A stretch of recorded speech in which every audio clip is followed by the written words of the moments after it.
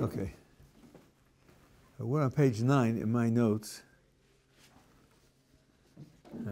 This translation. So the Rambam has distinguished 3 different groups of people in their relationship to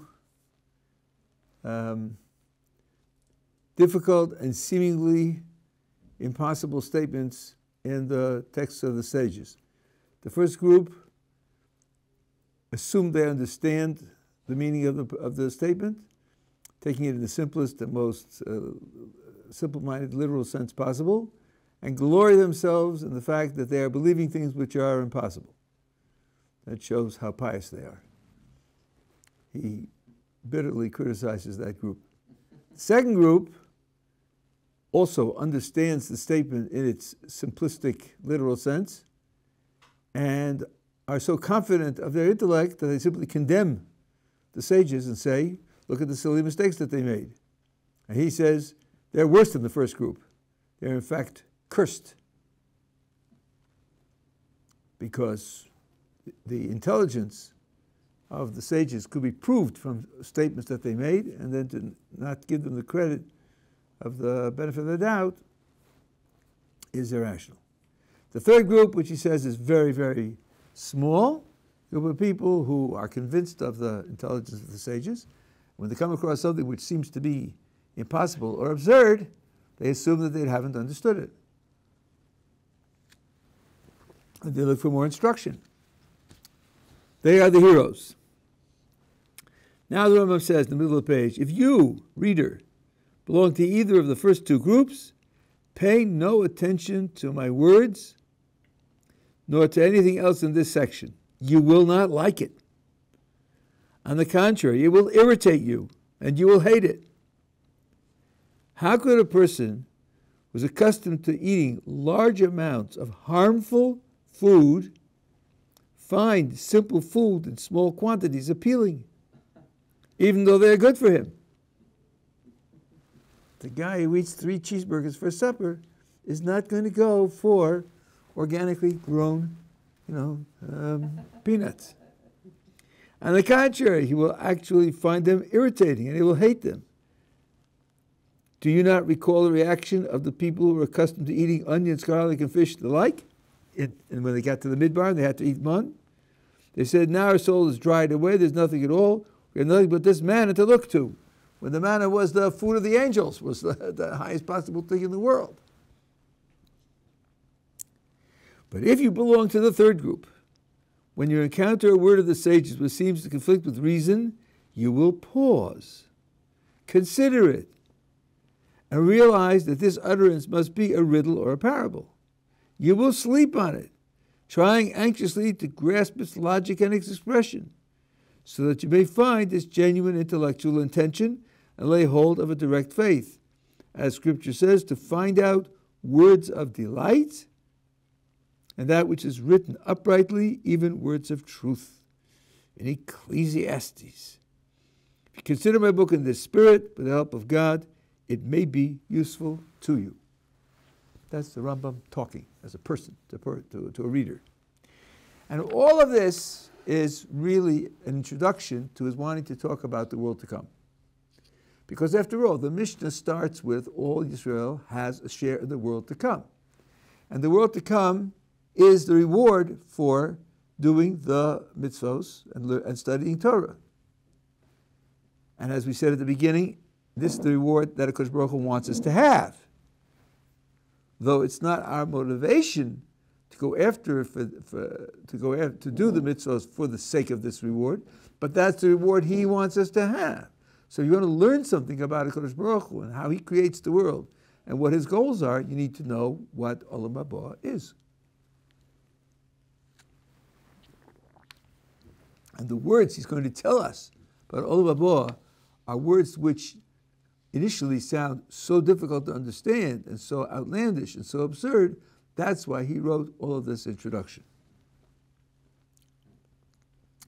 Now I can begin to discuss the matter with which I'm really concerned. Know that just as the blind man cannot, I guess it should be imagine color,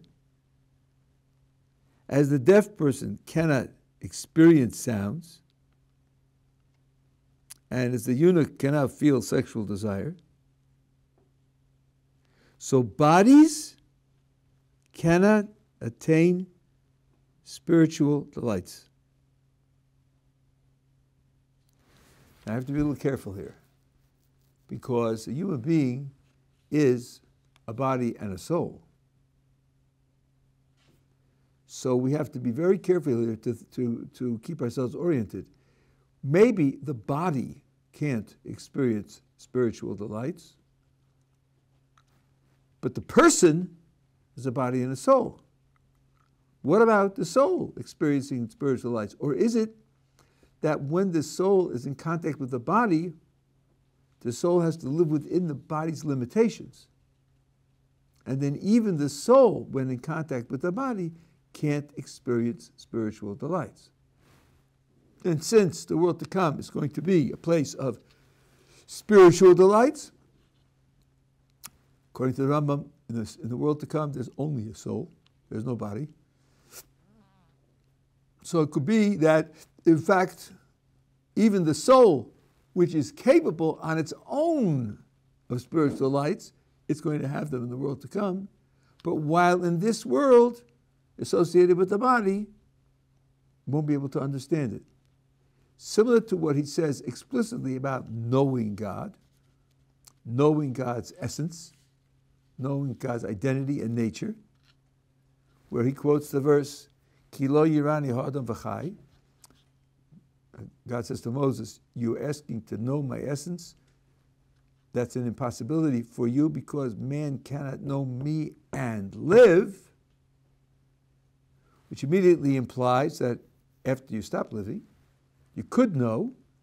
And in the 8th chapter of the Laws of Repentance, the Rambam says explicitly that in the world to come, we will know God's essence. That's how he explains the words, Nehni miziv hashchina. We will delight in knowing God's essence, but not here. Here, that's not possible for us, because being associated with the body limits the scope of what the soul can accomplish.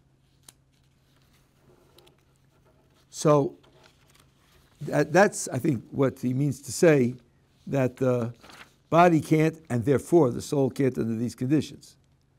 Like fish, who do not know what the element of water, something's wrong here, so are the delights of the spiritual world unknown in this material world.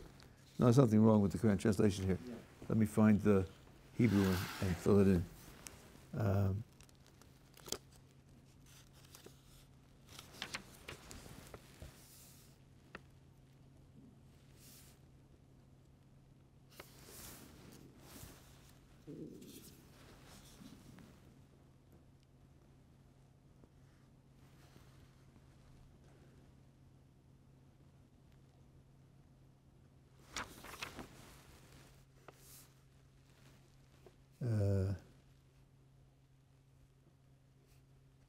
Here we are.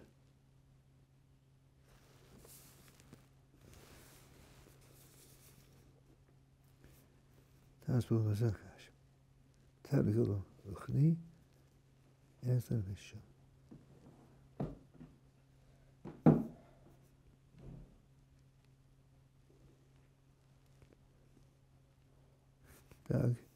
Yeah, he left out some words. This is really, I didn't realize how it says, like fish, you do not know what the element of fire is.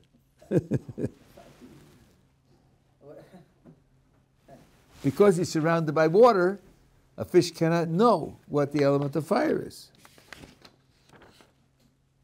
So are the delights of the spiritual world unknown in this material world. The environment that we're in doesn't allow the reality of that world to be represented in this environment. And since the attachment of the soul to the body means that what the soul knows while it's alive together with the body is what can be communicated through this environment, so this can't be communicated through this environment. Just like you couldn't teach a fish what fire is while it is surrounded by water. Spiritual delight does not come within our experience at all. We enjoy only bodily pleasures, which come to us through our physical senses, such as pleasures of eating, drinking, and sexual intercourse. Other levels of delight are not present in our experience. We neither recognize or grasp them at first thought. They come to us only after great searching. So now, there are a couple of things here that I think are important to say. I want to use the Rambam's analogy to create a kind of compromise. We do say that Shabbos is me'ein olam haba. Shabbos is of the same category as the world to come. Shabbos is an experience. So it can't be totally different and disconnected from the world to come. So the Rambam is telling me that you can't explain or come to understand, well, the world to come while enveloped in this environment. We have to explain what it means to say that Shabbos is me'ein olam haba. So I have a rough analogy to offer. Let's say you say to a fish, you're in the water. Because you're in the water, you're limited. There are certain things that you can't know. There's a thing called fire. Fire can't exist in water. But I'm going to give you a hint, and then you heat up the water. The fish can experience the temperature of the water.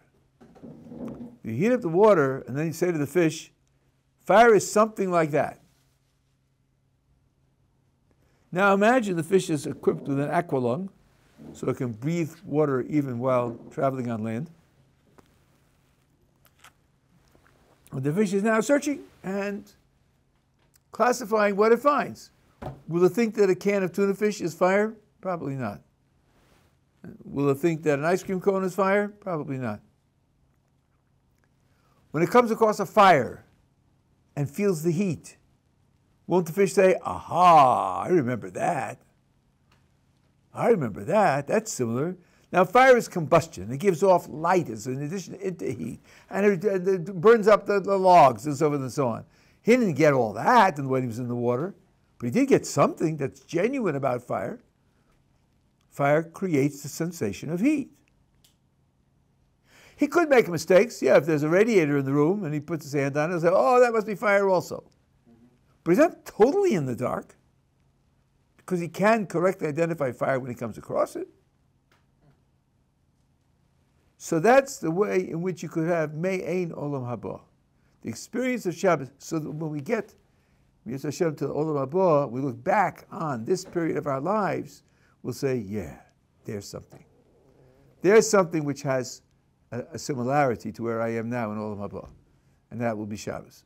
So this doesn't contradict what the Rambam is saying, but it does say that that it's not zero. It's maybe 5% of the idea, which communicates something. Now, at the end of the paragraph, he threw out a kind of caution. He says, in this world we only enjoy physical pleasures, which come to us through our physical senses. The pleasures of eating, drinking, sexual intercourse. Other levels of delight are not present to our experience. We neither recognize nor grasp them at first thought. Aha! We don't get them at first thought. They come to us only after great searching. So maybe there is a way.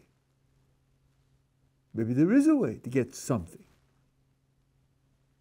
And not just what I said in terms of heating up the water, because it's something apparently which can be revealed through thought and searching. Just, it may take a lot of searching, a lot of thought. So we have to look now to see whether the Rambam fulfills this promise, that maybe there's some way to have some glimmer of what they're like, even in this world. Yeah. Wouldn't that be some sense of a level of experience? I mean, not directly, but there's some sense of an experience through the... I think you're right. I think you will have to have a level of experience, but see if I can express this to you in some clear way. You see,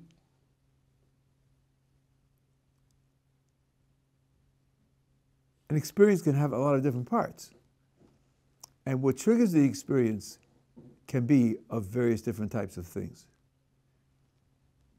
I didn't say this when I spoke about the emotions the other night, because I didn't get to it. But one of the things that's associated with many emotions is a thought. An emotion is not just a feeling, often, sometimes it is, but it's usually associated with a thought. We spoke the other night about fear. Fear is a result of thinking you're in danger. It's the thought of danger that triggers the feeling of fear. So part of the emotion of fear is the thought that I'm in danger. So now, all of a sudden, this doesn't sound like eating an ice cream cone or getting a suntan. There are feelings involved, but the feelings are attached to your intellect in a certain way. Is that coming to you through your senses? The thought that I'm in danger? Maybe. I may see the bus bearing down on me, and that may be why I'm afraid. Or I may realize that I promised to do something.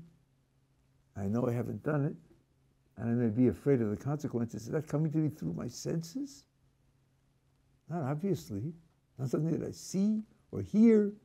Not an aroma that I'm inhaling. Not a taste, not a touch. It's a thought.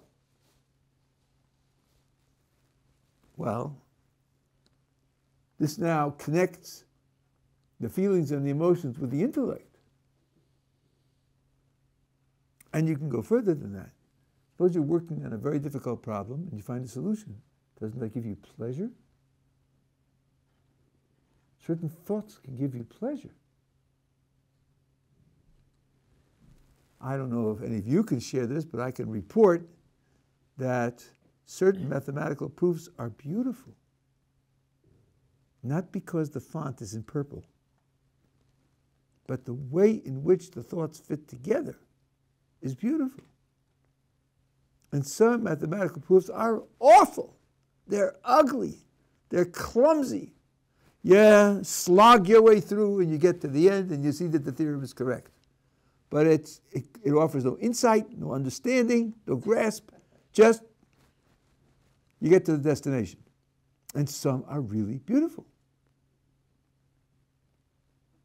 Then there's a pleasure. You look at it, you study it, all of a sudden you see, aha, that's how it works.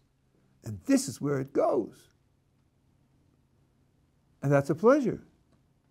So not all pleasures are ice cream cones or suntans. So maybe that's a kind of bridge to the kind of pleasures that there are in the world to come. Because the Rambam talks about those pleasures as understanding and knowledge. And we do have something like that in this world. Although the understanding of divinity with a direct interaction with divinity, that's an understanding whose immediate quality is beyond. Just as much as appreciating the beauty of mathematical proof is totally beyond the 6-year-old, so the type of pleasure in detail, what we'll have in the world to come, is totally beyond our, but the concept isn't totally beyond us. There are certain things about which you can have a general concept without having the identity or the details. I'll give you another example. You probably heard of the GUT, the Grand Unified Theory, which is a cheat because it leaves out gravity. Grand Unified Theory, indeed. 3 out of the 4 fundamental laws of physics, forces of physics. The one that would incorporate gravity also is the TOE, the theory of everything. Wow. One theory It explains everything. Do we have one? No, we do not. Do we know that there is one? No, we do not. We're just hoping, and some people are searching to try to find one or create one. So we have a general concept of what it would be if it existed, and if we found one, it would be a few simple statements regarding a few fundamental ideas, and from that, everything else is explained. We just don't have it, and it may not exist. So we have this kind of general idea, but we can't experience what it is because we don't have one. So this is the idea of having a general conception of something without having the details or the actual identity of the thing. And that may be roughly what the Rambam is talking about in saying that while we're in this condition, we can't know what the delights, the spiritual delights of the world to come are, but we have something in our experience which is analogous. That's why I started with Mein Olam V'Lo for Shabbos, where you have a simple physical analogy for the fish, and then I'm going on to something beyond. Let's continue to read what the Rambam says about what the shortcomings of where we are, and then see if we get more than I just provided. He says, we do not grasp them at first thought, they come to us only after great searching. It could hardly be otherwise, since we live in a material world and are therefore able to achieve only inferior and discontinuous delights. The pleasures that we have are inferior in quality and discontinuous. For one thing, every so often you have to sleep. And when you fall asleep, all those pleasures disappear, the steak dinner and the stroll under the stars and so on and so on. Not when you're asleep. Spiritual delights are eternal. They last forever, they never break off. Between these two kinds of delight, there is no similarity of any sort. It is therefore inappropriate for us who are masters of Torah or theologians to say that the angels, stars, and spheres experience no delight. On the contrary, they really experience great delight in that they know by experience the true being of the God, the Creator. I want to check the Hebrew here because I think of course, checking the Hebrew is not a big help because it's written in Arabic, and I'll have to check with Rabbi Matalan if that's true.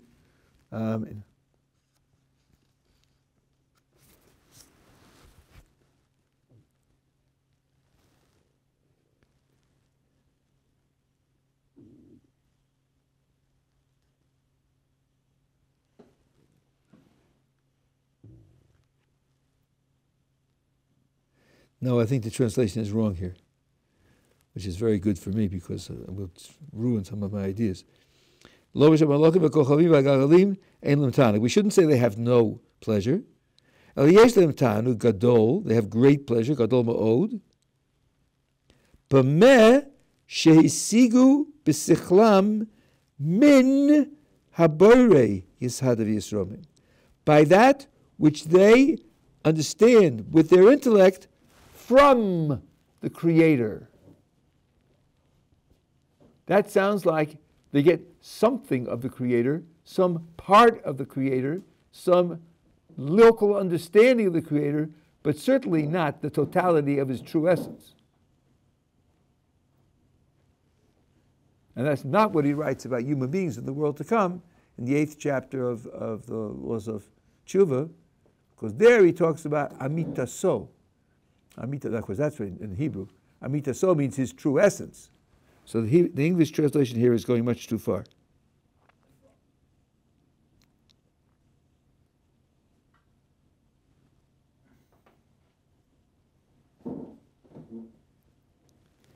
Now let me see if he also says that there's no similarity at all.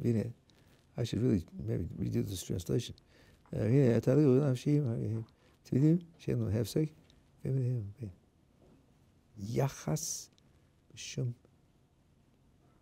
Okay, so what he says is that these spiritual pleasures have no relationship to the pleasures that we have. I think the word yachas in Hebrew is stronger than any similarity. If they have no similarity at all, you couldn't call them both pleasures.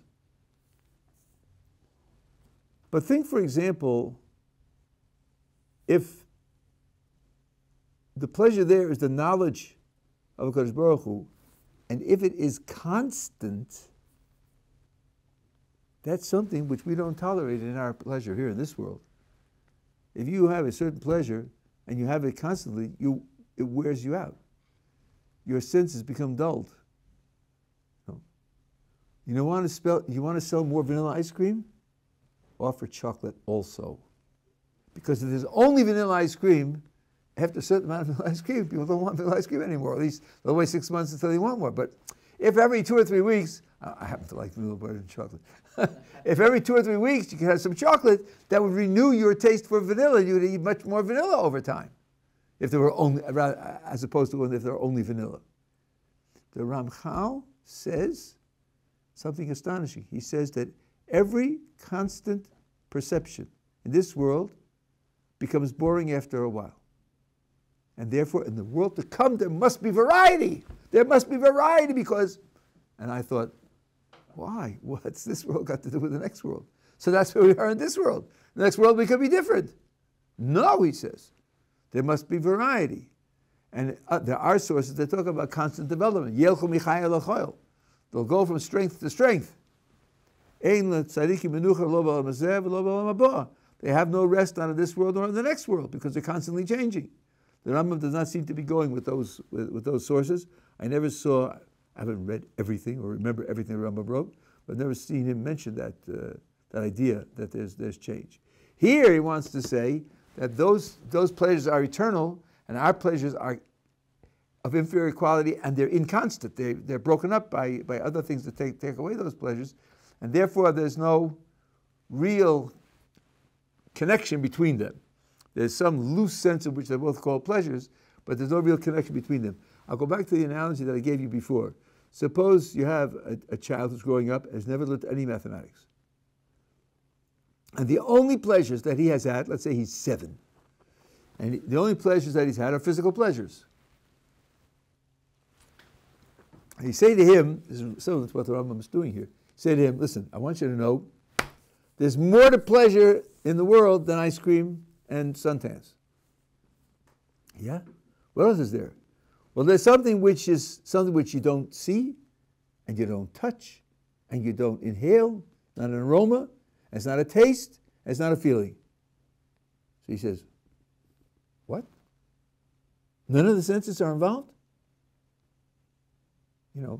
Dad, are you kidding? How could it be a pleasure if there were no senses involved? Not only is it a pleasure, but, it's even more than Beethoven. But if you achieve the ability to enjoy that pleasure, you wouldn't break it off for an ice cream cone. Can he understand you? Can he believe you? You're talking Chinese. All he knows is... Now, what relationship is there between the beauty of a mathematical proof and an ice cream cone? Not much. Not much. Even the feeling you get isn't exactly the same feeling, obviously. So calling them both pleasures is an extremely general description. It sounds like something that you enjoy and want. But more than that, they don't have much in common. I think that's what's going on here. There has to be something that they have in common to justify using the same word, but it's so thin when you come down to what the actual experience is that the phraseology of the Rambam, there's no yachas between them, no relationship between them is justified. But it doesn't mean that they can't both be called pleasures, and he certainly does not say that the angels and the spheres and all the other things achieve an understanding of the essence of God. He does not say that at all. My understanding is only human beings get that. Nothing else gets that. So the word light is not part of wouldn't be a pleasurable explanation for it, right? Which word? Where are you reading? On the contrary, they they really experience great light, in that they know from No, the Creator. it should read, they experience great delight in what they know of the true being, and leave true out, what they know of the Creator. Yeah. Meaning what they know, which is, 2% or 7% or whatever, not the entirety. What of the God they get, that gives them great pleasure. Yeah. I had a question. Just when we say kadosh, that the angels would say, we know that the angels would say, how do they have to know something to be able to praise Hashem. They have to know something about Hashem. Why is that not considered knowledge? Why is it not considered like the same knowledge that we have? I said, your words betray a kind of, you're sort of on two sides of a line. To say I know something about X doesn't imply I know everything about X, right? Nor do we. Right. Here we don't, but in the world to come we will. Everything? Yeah. That's what it says in the 8th chapter of the laws of Tshuva. Amitaso, we will be masik amitaso. That means we will understand the true nature of his being. We're still creations in the world to come. How can a creation understand its creator? Even if This is an interesting question. I find a lot of thought about this, but I don't find much basis for it. There are people who, for him, it's just a given. A creature can't understand its creator. But if you ask yourself, why not? I think you'll find it hard to explain why that should be, especially if I push it and say, so you're telling me there's a limit on what the creator can do? The creator can't make a creature that could understand him? Why would the creator be limited in that way, that he isn't able to do that? What stops him from creating a creature who could understand him? the fact that he's infinite. Well, why not make something that can understand infinity?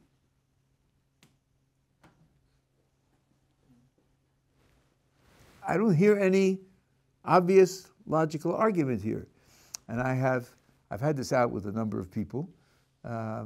There's a big difference between saying the way he created us we can't understand versus saying that he in principle couldn't create a creature who could understand. If you back down on that, then you have to answer, well, why didn't he? What held him back? Wouldn't he want to create the richest, most elevated, most developed creature that is possible? Why would he only create a second-rate creature? He should create a first-rate creature. I don't know any answers to those questions. I can't figure any reason why you should say a creature can't understand its creator in principle. I've asked people. I don't know any argument or reasoning which leads to that conclusion. And therefore, I'm not inclined to accept that limitation on the Kodesh Baruch Hu. And the Rambam is saying that is exactly what he did with us. He created us with the ability to understand him, but not when we're embodied. Being embodied severely limits what the soul can grasp, and it's only the soul that can grasp it, and the soul will get it. He's going to say it in the next paragraph. I was just saying, I was thinking like if a creation can understand Hashem, then that puts a limit on him.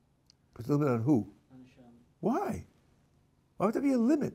Why wouldn't you say that if you hold that HaKadosh Baruch Hu can't make a creature that understands him, that's a limit. It's saying there's something he can't do. Why would there being a creature who understands him put a limit on him? The creature understands what he in fact is. You're starting with the assumption that the creature's intellect is lower and more limited, and then if a Kodesh Baruch Hu had to fit into the knowledge of the creature, that would mean I would have to reduce a Kodesh Baruch Hu's being in order to fit into the limited knowledge of the creature. That's only because you're assuming that the knowledge of the creature is limited in that way. Yeah. I mean, in this phrasing level of knowledge, there's no reference to understanding. There's a knowledge. There's no understanding. There's like a... Well, okay, that's sort of an interesting, again, we're dealing with something that's translated from Arabic. Knowledge and understanding. I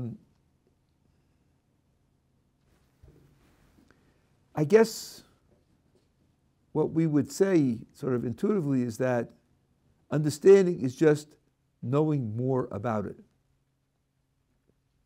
If you had complete knowledge, you would automatically have understanding. I know that when I flip the switch, the lights go on. Do I understand it? Well, I don't know how it works. I don't know how it works. But if I came to know how it works, then I would understand it, wouldn't I? Lacking understanding is usually lacking some piece of knowledge that would give you that understanding. So if you had complete knowledge, you would automatically have understanding. You see what I'm saying? I see. Okay.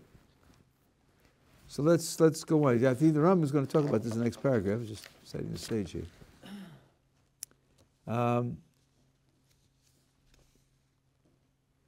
So continuing to describe the angel, the stars, and the spheres, and so forth and so on, he says, they have, as I've translated it, they have great delight in what they know of the Creator. With this knowledge, they enjoy delight which is both perpetual and uninterrupted. They have no bodily delight, nor could they, since they have no physical senses, as we do, through which they could get our kind of gratification. Now, the Rambam here is hinting at something which he speaks out much later in his career, and it's a sort of radical idea that he has. He said that these spiritual delights are eternal. They're eternal. And perpetual. Now let's just take the stars. And the stars have it. Does that mean that the stars are forever? The stars are never going to disappear? If the stars are forever, what about the rest of the created world? Is that also forever? Never going to disappear? That is in fact the Rambam's opinion. That our world, our physical world, is forever. It's never going to disappear. There'll always be people, and always will be more people. There'll be no such thing as the end of our stage of history, which you hear so much about, because all the Kabbalistic sources say that. The Rambam didn't share it. You'll tell me, what about 6,000 years? And that's the end of this stage of history? The Rambam does not accept that. That is a statement in the Talmud of one sage. And the Rambam says, first of all, it's probably being misunderstood, because that very same sage says that there's 6,000 years, and then there's a great destruction for another 1,000 years, a 7,000. Asks the Rambam, and how does the 7,000 calculate it? How do you keep time? As the Rambam says in the Gemara, time is regular physical motion. Regular physical motion. So if there's a 7,000 years of destruction, and it's 1,000 years, there's got to still be regular physical motion. So not everything disappeared. Not everything went haywire. Not everything was destroyed. There has to be regular physical motion somewhere. And he says, even if that sage meant to convey a real end to the physical history, it's one sage. And the Rambam believes he has statements of other sages and statements of verses in the Tanakh which disagree with him. So the Rambam does not accept that idea. To the extent that Rabbi Yaakov Kamenetsky, I heard in his name, taught his students that if the 6,000 years goes by and Mashiach does not arrive and end this period of world history, It will not be a refutation of Judaism, because the Rambam and the Abarbanel who agreed with him are big enough to rely on to say that their view was the correct view. It's a view that's in... Okay. So, but he's hinting at this here. In the Mor Nevuchim, he goes through the verses in great detail, which seem to imply, the verses in the prophets, which seem to imply that the history will come to an end, and he explains that they don't have to be understood that way. Okay, so now he says, if you consider carefully the nature of these two kinds of delight, you'll perceive the inferiority of the first and superiority of the second, even in this world. Aha! So at the top of the page, when he said, we neither grasp the first thought, they come only great searching, there is something that you could understand in this world about the difference between the two. Even though access to the real spiritual delight of the world to come isn't available to us, but there's something that you could appreciate even in this world. So let's see how he does it. Thus you find that most men will exert extraordinary amounts of intellectual physical energy laboring at ordinary tasks in order to acquire honor and be exalted by their fellow men.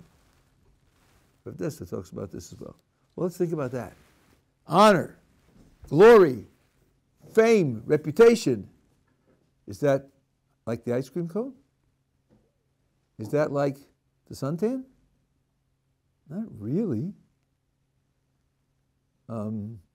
This is not just stimulating your senses. Of course, you'll only know that they honor you through seeing and hearing what they do. That's true. But it isn't the colors that you see or the beautiful sounds that you hear. It's the knowledge that they honor you and they praise you. What kind of delight is that? It's not exactly just physical. This is part of what I said before, that some experiences are based on ideas. Here's the idea that people honor me and value me and praise me that makes me happy.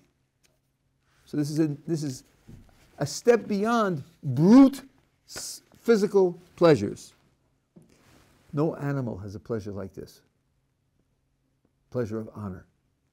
It's not within the scope of an animal to have a pleasure of honor. And people will exert great amounts of physical energy to get honor.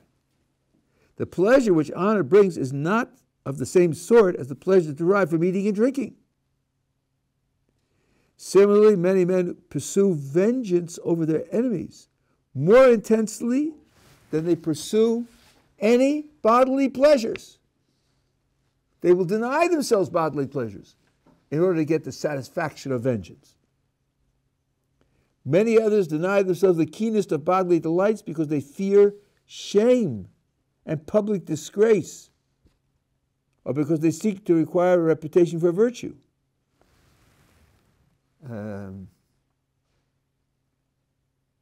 Think of you're in southern Italy and it's August and it's very hot and humid. You're in a small town. Nobody knows you there. Boy, it would be much more comfortable to go without clothes. Chances are you won't take your clothes off, even if it's not against the law in that little town. Because I don't go in public naked. I just don't do it. I can't do it. It's not. I'll sweat. I'll suffer the sweat, and I'll live with it. If a person tells you that he's just interested in physical pleasure, ask him that question, what he would do in that town, whether he would just strip. If this is the case, even in this material world, where you have a physical body and you have the pleasures of the senses available to you, you still recognize that there are other pleasures for which you would sacrifice. Sensual pleasures? How much more must it be in the spiritual world? That world is the world to come, where, according to the Rambam, there's no body. Since there's no body, there's no distraction of the physical. There's only the pleasure of the spiritual.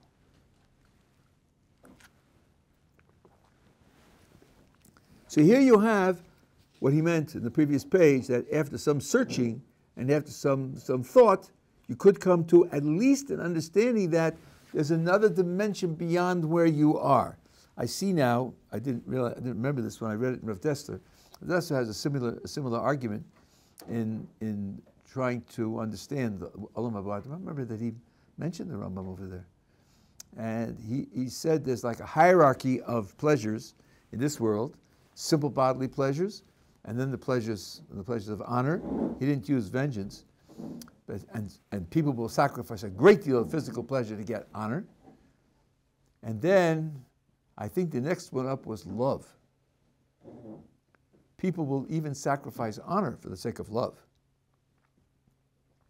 If my beloved needs something from me, and the only way I can do it is a way which will sacrifice my honor, very often the person will say, honor can't compare with love.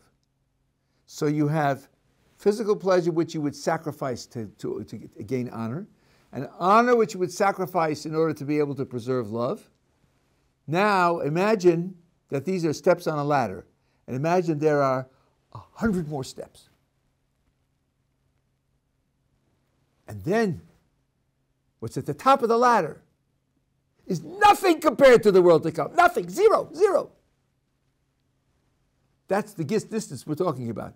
But at least you see what the distance is and in which way you overcome it. You overcome it by coming to something that's more abstract, more intellectual,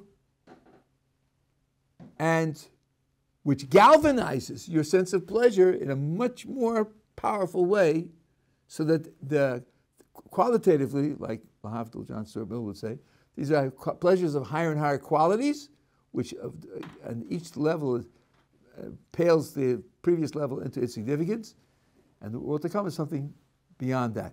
So at least we now know in what direction it has to go, and something about the way in which the steps on the ladder are constructed, even though that doesn't give us any real picture of the what's at the end of the ladder.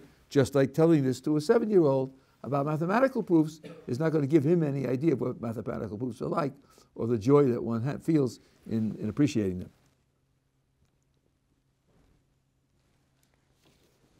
And that's why he says, in the world to come, our souls will become wise out of the knowledge of God the Creator, as the higher physical bodies do, or even wiser. So he leaves open here that we get more than they do. Physical bodies, like he means like the stars and the spheres. This spiritual delight is not divisible into parts, nor can it be described, nor can any analogy explain it. It is what the prophet said when he was awe-stricken at the holy magnificence of God. How great is your goodness which you have hidden away for them who fear you. It means he also had this abstract intellectual conception, something like the ladder at the top, but he couldn't imagine the top. That's why he hid it for them who fear you, but it's hidden away. Our sages also wrote, in the world to come, there's no eating, drinking, washing, anointing, sexual intercourse, but the righteous sit with the crowns on their heads, enjoying the radiance of the divine presence. And the Rambam understands this to mean there are no bodies at all, no physical presence at all, unlike others who feel that there is a physical presence. He understands it having no physical presence whatsoever.